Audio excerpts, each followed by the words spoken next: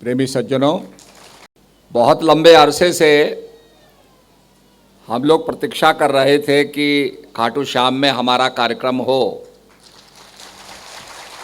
तो आज परमपिता परमात्मा की कृपा से वो संपन्न हुआ और आप लोग यहाँ सब एकत्र हुए हैं। बहुत ही अर्वाचीन इतिहास है खाटू श्याम का, और आज के परिप्रेक्ष्य में ये बहुत ही रेलेवेंट है। अगर थोड़ा हम ध्यान दें, विचार करें तो बहुत रेलेवेंट है। कुछ जयपुर के हमारे प्रेमी थे, कहने लगे जी खाटू श्याम में हमारा आश्रम होना चाहिए। उसके लिए बड़े लंबे अरसे से प्रयास हो रहा था। तो कहा गया है, होई होसो राम रच राखा, कोकर तर्क बढ़ावई शाखा। होता वही है जो प्रभु ने रचा हुआ है। और आज यहाँ महात्मा बाइयों के हाथों से, करकमलों से ये इसका भूमि पूजन भी हुआ और ये सबके सहयोग से बनके तैयार भी होगा।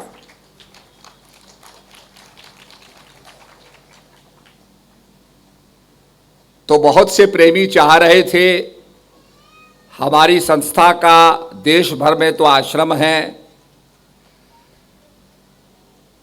पर खाटू श्याम में भी आश्रम हो जाए तो यहाँ भी लोगों को ज्ञान की उपलब्धि होगी, ज्ञान की वर्षा होगी। हमारी एक ऐसी संस्था है जो देश के कोने कोने में, आपको पता है मणिपुर के अंदर किस प्रकार से बड़ा तनाव है, हिंसा हो रही है, परंतु हमारे बाई महात्मा वहां भी ज्ञान का प्रचार कर रहे हैं। लेखापानी, तीन सुखिया, देश के रिमोटेस्ट एरिया में हम लोग जाकर के प्रचार करते हैं। हम लोगों ने बागडोगरा से लेकर के गैंगटॉक तक पदयात्रा की और 11 दिन की पदयात्रा थी। अब पदयात्री तो बहुत थे पर किसी के पास छाते तो थे नहीं, तो हमारे ऊपर बादल आ जाते थे पर बरसते नहीं थे। मैं भी इनसे कह रहा था, देखो बारिश के समय तुम कार्यक्रम करा रहे हो, पर आज भी मौसम ठीक हो गया। पर इस भरोसे पे नहीं, हमें अपना कर्तव्य कर्म करना चाहिए। वाटर प्रूफिंग हम बनाए, ठीक है, हमें और भी वातावरण का सहयोग मिलेगा। तो मैं खाटू श्याम के इतिहास के बारे में बता रहा था। जो हम लोगों को ज्ञात है वो यही है कि महाभारत का युद्ध होने जा रहा था, और छोटा मोटा युद्ध नहीं, विशाल युद्ध होने जा रहा था। भगवान कृष्ण और अर्जुन एक पेड़ के नीचे बैठे थे, वार्तालाप कर रहे थे। अचानक दूर से एक घुड़सवार को देखते हैं। बहुत ओजस्वी घुड़सवार आ रहा था। भगवान ने कहा, भाई ये कौन आ रहा है? ये तो बहुत ही ओजस्वी है, इसके अंदर से बहुत रेडियंस निकल रही है, प्रकाश निकल रहा है, ओजस्वी है, प्रकाश पुंज है। कौन है ये? जब वो आया नजदीक तो अपना परिचय उसने दिया बर्बरीक के रूप में। तो भगवान ने कहा, मैं इसकी क्षमता आंकना चाहता हूं, क्या है इसकी क्षमता? तो उसने कहा, हम तो महाभारत युद्ध में आए हैं। तो बोला, किसकी तरफ से आप लड़ोगे? बोला, जो हारेगा उसकी तरफ से लड़ेंगे, हारे को जिताएंगे। भगवान कृष्ण ने कहा ये तो पूरा युद्ध को बदल देगा, उसके परिणामों को बदल देगा। चलो इसकी परीक्षा लेते हैं। एक वृक्ष था, वृक्ष की कुछ पत्तियों को भगवान ने तोड़ा, पैर के नीचे रख दिया, उस पर अपना पैर रख दिया और कहा भाई आप क्या कर सकते हो। उसने कहा जो बताओ। बोला ये पेड़ की जितनी पत्तियां इनको बेंध दो, छेद कर दो इनमें, make a hole in them. उसने कहा मैं ये कर दूंगा। उसने बाण लिया, जो भी उसकी सिद्धि थी, मंत्रोच्चारण के साथ, सिद्धि के साथ उसने बाण छोड़ा, सारे पत्तों में छेद हो गया। भगवान ने अपना पैर हटाया तो नीचे देखा तो वो पत्तों में भी छेद था। इनविजिबल, जिसे हम कहेंगे कोई इनविजिबल चीज थी, जैसे आपके इलेक्ट्रॉनिक्स इनविजिबल है, आपका मोबाइल बजता है, कोई तार नहीं लगा, पर जो भी वेव्स आ रही है वो इनविजिबल है, विजिबल नहीं है, दिख नहीं रही है। तो ऐसी इनविजिबल शक्ति थी। तो भगवान ने कहा भाई निस्संदेह ये परिणाम को बदल देगा।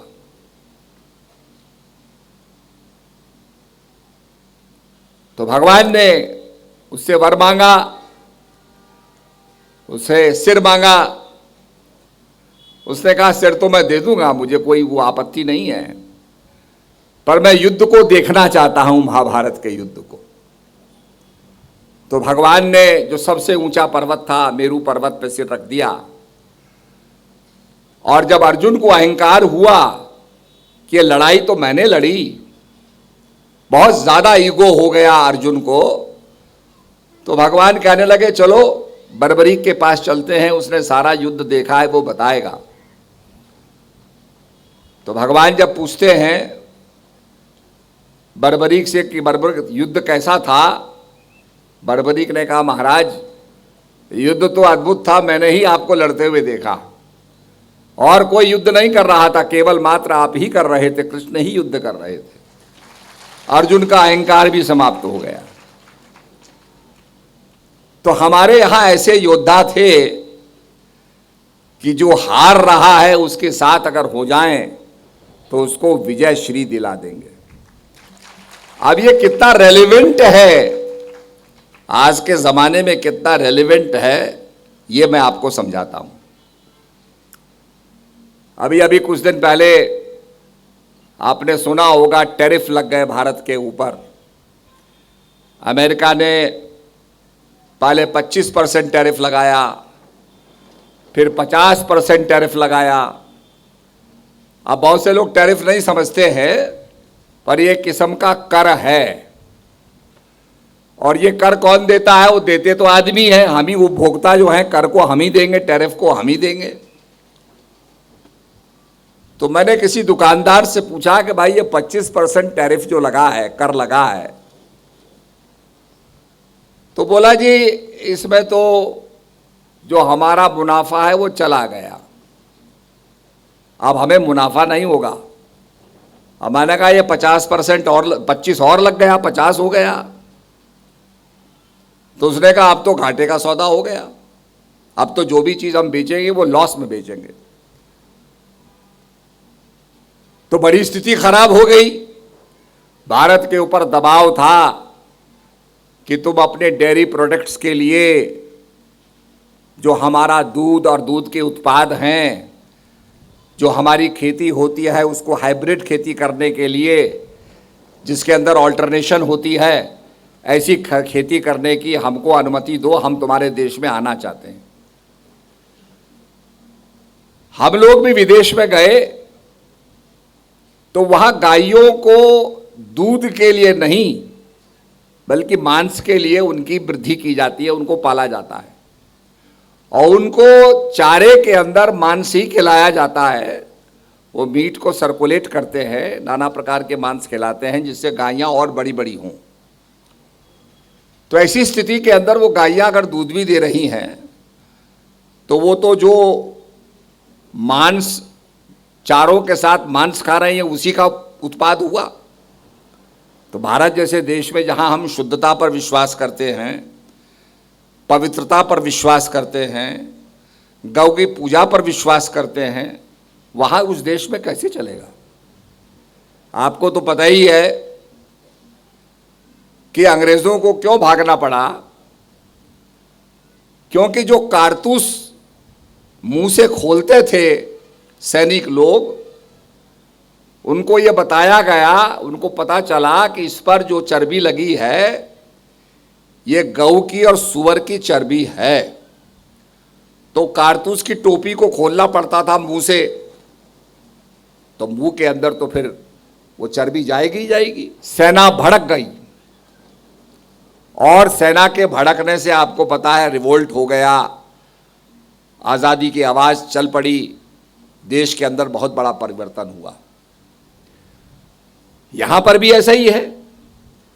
अब टैरिफ लग गया, टैरिफ लगने के बाद सारे बड़े बड़े विद्वान लोग कहने लगे अब देश का क्या होगा, हमारी प्रगति बाधित हो गई।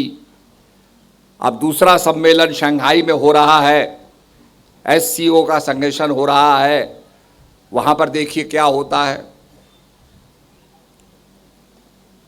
तो यही कहा जाता है, जाको राखे साइया मार सके ना कोय, और बाल ना बांका कर सके जो जग बैरी होए।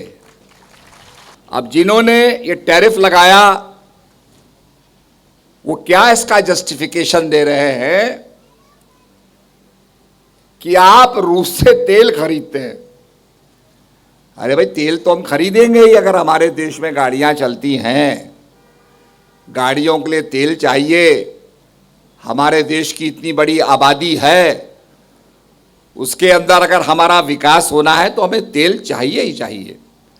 हमें फ्यूल चाहिए, डीजल चाहिए, पेट्रोल चाहिए, तभी हमारी गाड़ियां चलेंगी, ट्रैक्टर चलेंगे, हवाई जहाज चलेंगे। तो आप क्यों खरीद रहे हैं? World is a free country, दुनिया एक फ्री कंट्री है, कोई कहीं से खरीदे।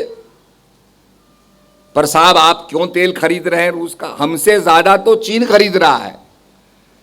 चीन के ऊपर टैरिफ कम लगा, हम पर ज्यादा लगा, और लोग सोचने लगे कि भाई भारत तो अब इस लड़ाई में हारेगा ही हारेगा। पर आपको पता है, जो हारता है, हारने वाले का साथ कौन देता है? बताओ भाई, कौन देता है? खाटू श्याम।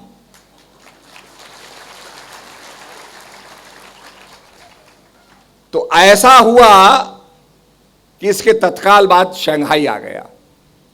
अब शंघाई में चीन भी खड़ा था, रूस भी खड़ा था, भारतवर्ष के प्रधानमंत्री भी खड़े थे और उनका स्वागत हुआ। आपने देखा होगा पूरा फोकस 3 लीडर्स पे था, त्रिमूर्ति पर था। तो कहने का मतलब यह है कि अब तीनों मिलके आगे बढ़ेंगे, और तीनों मिलके आगे बढ़ेंगे तो निश्चित रूप में फिर ये तीनों के जोड़ को, तीनों के समन्वय को, आपको पता है आगे वो सफल ही होगा। तो कहने का मतलब, जहां लोग बड़ा ये सोच रहे थे क्या होगा, कैसे होगा, अब लोगों को चिंता सताने लगी कि भारत तो चले गया भाई। भारत किसी के अनुशासन को नहीं मानता है, भारत अपने जो देश हित में होता है उस निर्णय को करता है। हमारा नेतृत्व जिसमें भला होगा, जिसमें देश आगे बढ़ेगा, उसका फैसला लेगा। पहले हमारे पाकिस्तान से लड़ाई होती थी, सेना को कह दिया जाता था आप गोली नहीं चलाएंगे, वहां से गोली आती है आप कुछ नहीं करेंगे, नो रेसिप्रोकल। अब यह कह दिया गया गोली चलती है यहां से गोला मारो। और आपने ऑपरेशन सिंदूर में देख लिया कि क्या उसके परिणाम हुए। तो कहने का मतलब है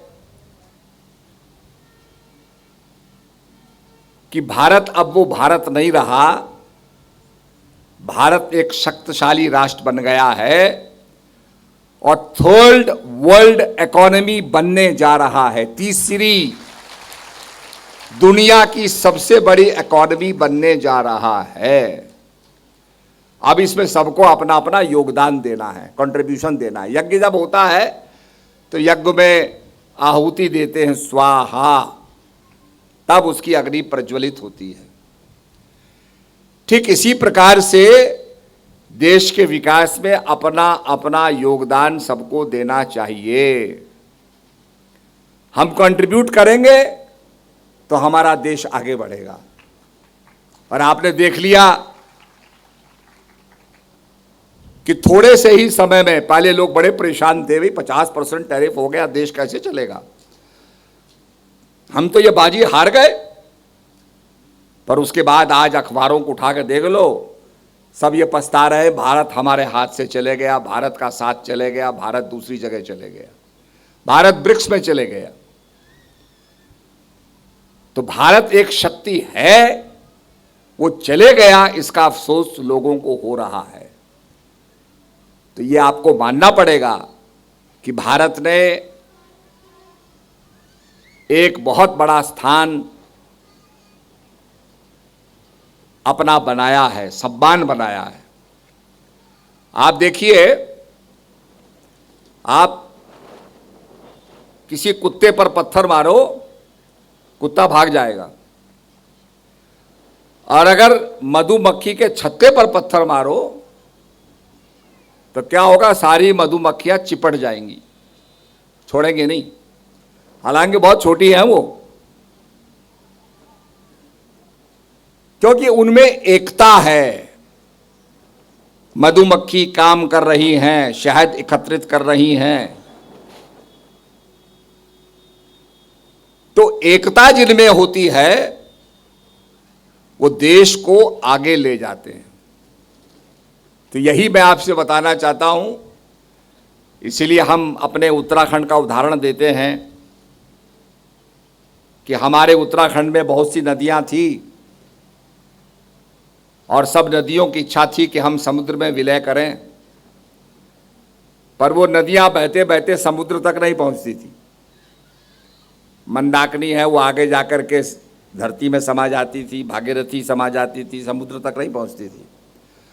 तो सबने कहा कि भाई ऐसा कुछ करो कि हम सब मिल जाएं। तो देखिए, तिब्बत से निकलती है विष्णु गंगा और वो आपके विष्णु प्रयाग में मिलती है, उसके बाद आगे जाकर के पिंडर मिलती है, फिर आपके रुद्रप्रयाग में मंदाकिनी मिलती है। इसी प्रकार से सारी नदियां मिलते मिलते देवप्रयाग में आती हैं, जहां वो गंगा बन जाती है।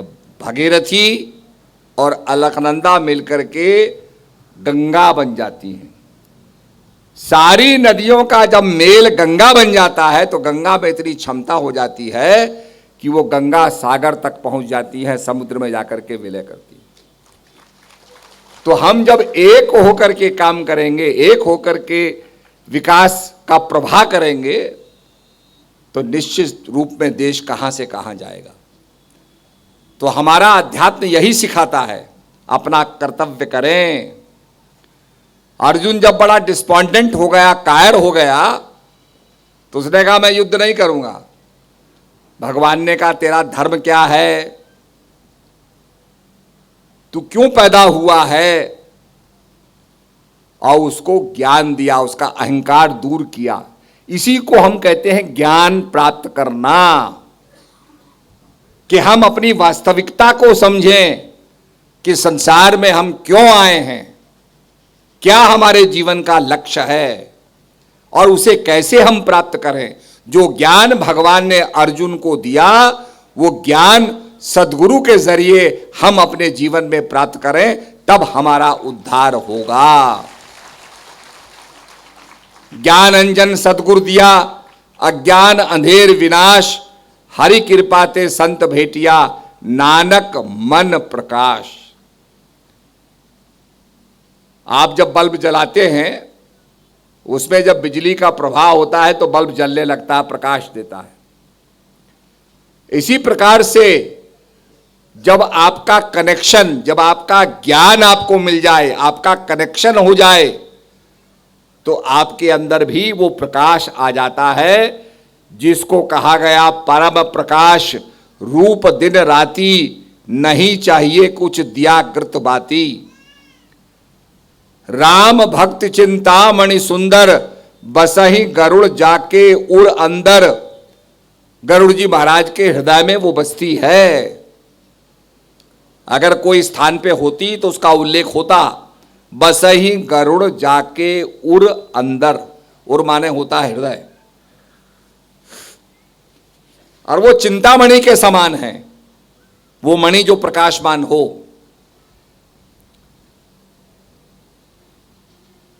न तत् भाषते न सूर्यो न शशांको न पावका, यद गत्वा न निवर्तन्ते तद्धामम परमम। भगवान गीता में कहते हैं अर्जुन, मेरा एक ऐसा परम धाम है जहां ना अग्नि है, ना चंद्रमा है, ना सूर्य है, जहां स्वमेव प्रकाश है, सेल्फ इफल्जेंट लाइट है, जिसको हमारे यजुर्वेद के अंदर कहा गया ओम भूर्भुवः स्वः तत्सवितुर्वरेण्यम भर्गो देवस्य धीमहि धियो यो न प्रचोदयात्। जो प्रकाश स्वरूप परमात्मा है उसका मैं ध्यान करता हूं, अपना मन एकाग्र करता हूं। तो ये सदगुरु का जो महत्व है वो जनाने का महत्व है। गुरु गोविंद दो खड़े काके लागू पाए, बलहारी गुर आपने जिन गोविंदो दियो बताए। गुरु महाराज गोविंद का परिचय कराते हैं, गोविंद का ज्ञान देते हैं। गोविंद क्या है ये शास्त्रों में लिखा है, शास्त्रों में ऋषियों ने लिखा, ऋषियों ने जाना, ऋषियों ने लिख दिया। पर उसको जनाने के लिए हमें गुरु महाराज के पास जाना पड़ता है। बंदों गुरुपद कंज कृपा, ये रामचरितमानस में ही कहा है तुलसीदास जी ने। बंदों गुरुपद कंज कृपा, सिंधु नर रूप हरि, महामोहतम पुंज जासु वचन रवि कर निकर। जिनके वचन रवि की करनी करते हैं, रवि की करने का मतलब होता है प्रकाश करना। रात्रि को अंधकार हो जाता है, दिखता नहीं है, हम टॉर्च जलाते हैं या आग जलाते हैं, प्रकाश हो जाता है। तो रवि की करनी क्या है, संसार में अंधकार ही अंधकार हो जाए पर एक सूर्य निकलता है तो चिड़ियां चहचहाने लगती हैं, जागरण हो जाता है, सब जाग जाते हैं, काम करने लगते हैं, प्रकाश हो जाता है, मार्ग दिखने लगता है। अब आप बैठे हो, मैं भी बैठा हूं, और प्रकाश ना हो तो ना मैं आपको देख सकता हूं, ना आप मुझे देख सकते हैं। रास्ते में गड्ढा है ये भी नजर नहीं आएगा। तो प्रकाश के होने के बाद हर चीज स्पष्ट हो जाती है। ज्ञान प्राप्त होने के बाद हर चीज स्पष्ट हो जाती है, हर चीज का रहस्य पता चल जाता है, सत्य का बोध हो जाता है। इसलिए उसको आत्मज्ञान कहते हैं। आत्मा का ज्ञान जो अविनाशी है, जिसका नाश नहीं होता, जो मरता नहीं है। भगवान तभी कहते हैं नैनम छिंदन्ति शास्त्राणि नैनम दहति पावका न चैनम क्लेदन्ति तापो नाशोषति मारुतः। हे अर्जुन, ये आत्मा अजर अमर और अविनाशी है। अभी पितृपक्ष आने वाला है, अपने पूर्वजों के पुरखों की आत्मा के लिए हम लोग जो है पिंडदान करेंगे,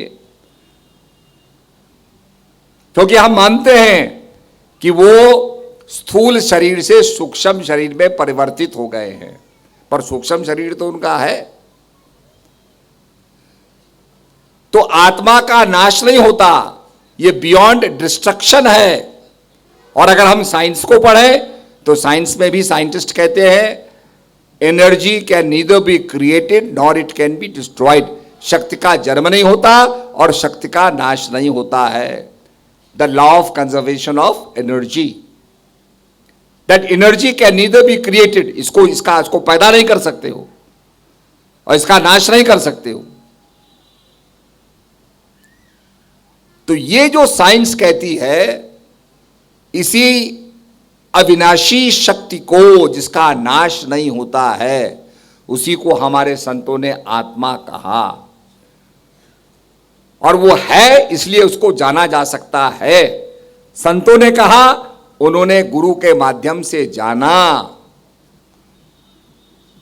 राजा जनक जैसे बड़े विद्वान और किसको गुरु बनाते हैं? अष्टावक्र जी को गुरु बनाते हैं। अष्टावक्र से ज्ञान प्राप्त करते हैं। अष्टावक्र जब सभा में पहुंचते हैं तो उनके टेढ़े मेढ़े अंगों को देख के लोग खिलखिला के हंसने लगते हैं। अष्टावक्र कहते हैं, राजन, तुमने ये चर्मकार क्यों बुलाए हुए? अब विद्वानों को चर्मकार कहना सरासर अपमान करना है। राजा ने कहा, महाराज आप ये क्या कह रहे हैं? बोला, इनको चमड़े का ज्ञान है। मेरे टेढ़े मेढ़े अंगों को देख के ये हंस रहे हैं क्योंकि इनका ज्ञान केवल चमड़े तक सीमित है। गन्ना टेढ़ा मेढ़ा होता है, उसका रस मीठा होता है, टेढ़ा मेढ़ा नहीं होता। मेरे ज्ञान को जानते ही नहीं। और जब अष्टावक्र का शास्त्रार्थ हुआ तो शास्त्रार्थ में वो जीत गए। तब राजा जनक का संशय वो दूर करते हैं, राजा जनक को आत्मज्ञान प्राप्त कराते हैं और राजा जनक तब विदेही बनते हैं।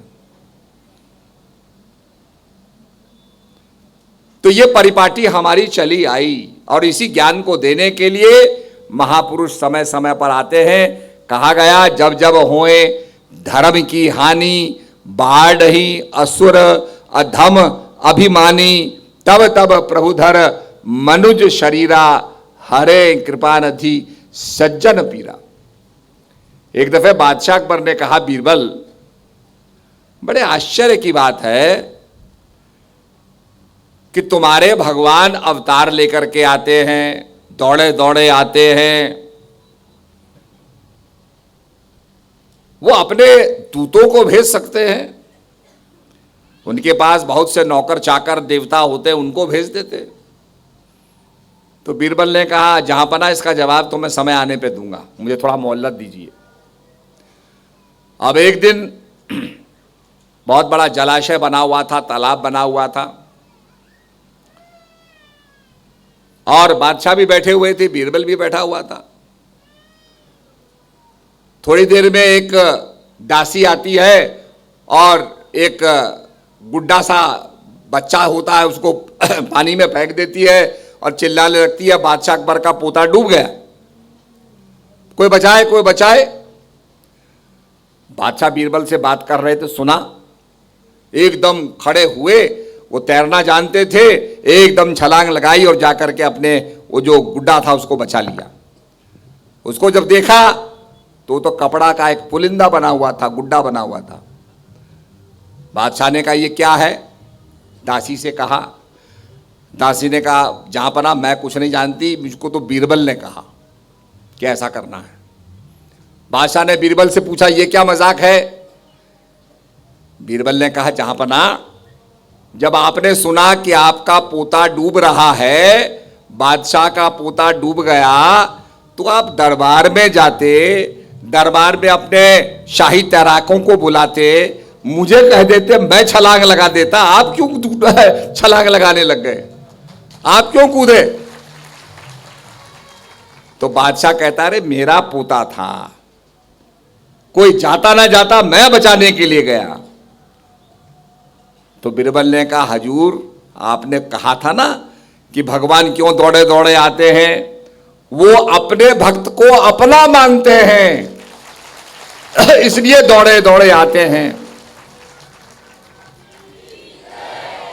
पवित्राय च साधूनाम विनाशाय च दुष्कृताम धर्म संस्थापनार्थाय संभवामि युगे युगे। धर्म की स्थापना करने के लिए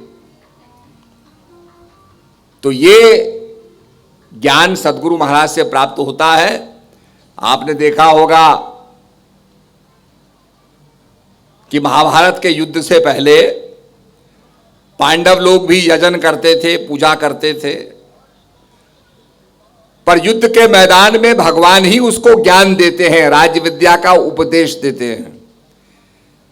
यजन करना, यज्ञ इत्यादि करना, दान करना, तपस्या करना, ये तो अर्जुन करता ही था। पर भगवान उसको राजविद्या का उपदेश देते हैं। तभी भगवान कहते हैं अर्जुन मेरी प्राप्ति न यज्ञ से, न दान से, न तप से, मेरी प्राप्ति अनन्य भक्ति से होती है। तो उसी अनन्य भक्ति को प्राप्त करने के लिए ये सम्मेलन हो रहा है। आप सत्संग सुनेंगे, विचार करेंगे। मुद मंगलमय संत समाजू, जो जग जंगम तीरथ राजू, राम भक्ति जहां सुर सरी धारा। राम की भक्ति सरस्वती के समान है, जहां जहां संत जाते हैं वहां वहां तीर्थ बन जाता है। खाटू श्याम जी यहां आए, पहले तो खाटू नगर हुआ, फिर ये श्याम जुड़ गया, तो खाटू श्याम जी आए तो आज ये तीर्थ बन गया। तो जहां जहां संतों के चरण पड़ते हैं तो ये अपने आप में बहुत बड़ी बात है। और ज्ञान का ऐसा विषय है जो हमारी आत्मा को शुद्ध करता है, आत्मज्ञान को प्रशस्त करता है और आत्मज्ञान की तरफ प्रेरणा देता है।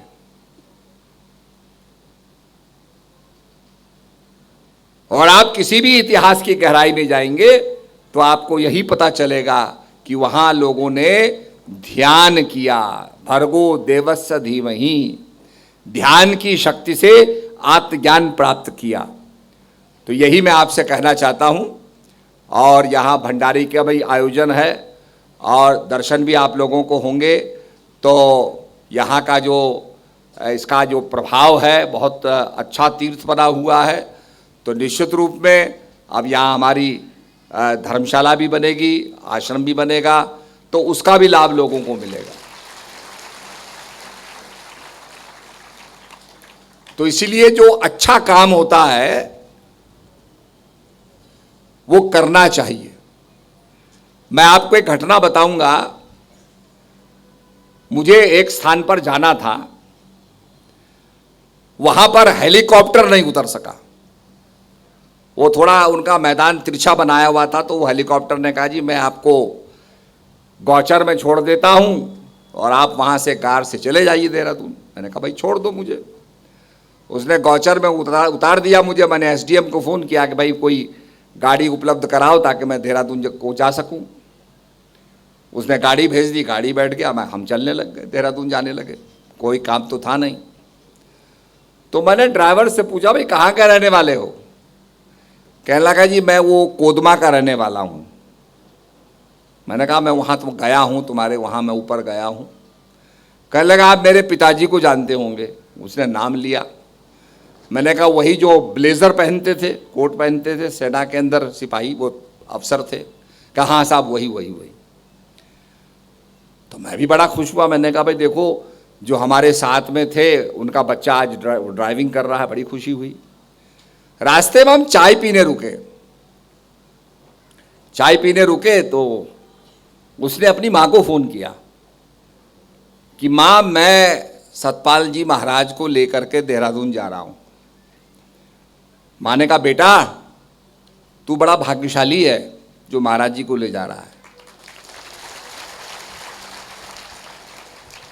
तेरे पिताजी जब मर गए थे तो महाराज जी ने हमारी आर्थिक मदद कराई थी। उस समय हम लोग सरकार में थे तो हमने सरकार से आर्थिक मदद करा दी उनकी। तो क्या कहती है कि वो आर्थिक मदद जो हमको हुई उससे बेटा मैंने तुम लोगों को पाला, तुम्हारी स्कूल फीस दी और आज भी उसमें से 400-500 रुपए मेरे पास बचे हुए, मैंने संभाल के रखे हुए। मैं वो सुन के स्तब्ध हो गया क्योंकि कितने आदमियों का हम काम करते हैं, जो भी आता हम चाहते हैं इसकी मदद हो जाए, पर ये एक चीज ऐसी हुई जो मैंने उस औरत की मदद की। वो कहता है बेटा तू जो है उनकी गाड़ी चला रहा है, तेरा बड़ा अहोभाग्य। तो मैंने कहा देखो जो पुण्य हमने किया है वो किस तरह से लौटता है।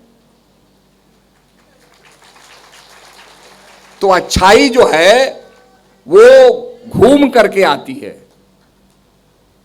तो ये अपने आप में बहुत बड़ी बात है। और निश्चित रूप में खाटू श्याम जी ने जो किया और ऐसा वचन देना कि भाई जो हारे हैं उनकी तरफ हो जाएंगे हम, अर्थात उनको जिता देंगे।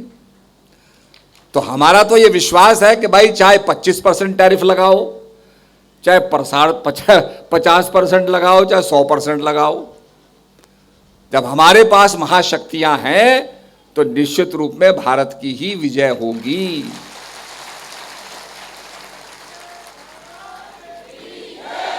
अब भारत में तो भगवान कृष्ण पैदा हुए, तो जहां कृष्ण है वहीं विजय है। तो इन्हीं शब्दों के साथ सबसे मैं आग्रह करूंगा, खूब भजन अभ्यास करो। और देखो ये कितना रेलेवेंट पॉइंट है कि खाटू श्याम बरबरी की ये कहते हैं कि भाई जो हारे हैं उनके साथ हम होंगे। हमेशा तो जीतने वाले के साथ सब होते हैं, हारने वाले के साथ तो होता ही नहीं है।